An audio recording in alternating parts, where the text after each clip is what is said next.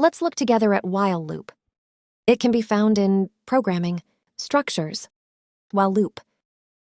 This is a graphical representation of a while loop. Everything inside its border executes one iteration after another until the stop condition is met. This is the loop condition terminal. It checks the termination condition. It must be connected.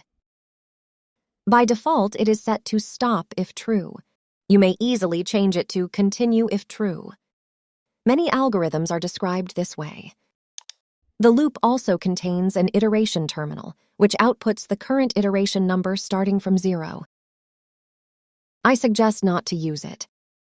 Actually, you do have an option to make it invisible, but it's better to leave it visible and in default place so no one is looking for it and it's clear it is not connected on purpose. By the way, try to leave this one in a default place as well. Tunnels are used to put the values into and outside the loop. The loop will start when all the data are present at input tunnels.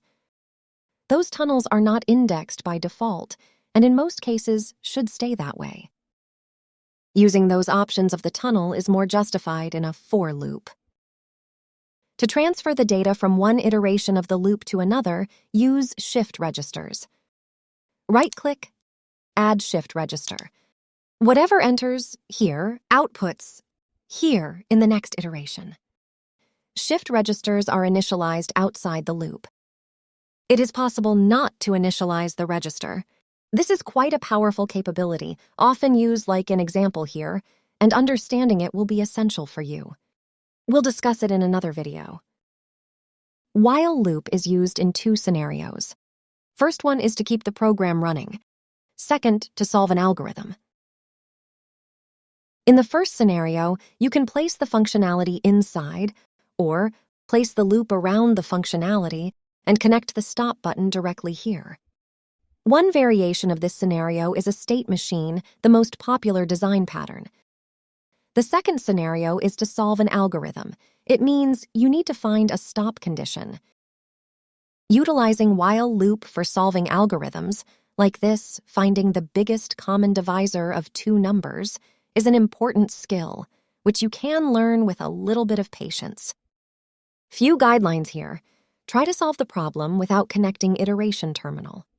If you think you really need to use it, perhaps the solution is not optimal. Shift registers will play an important role.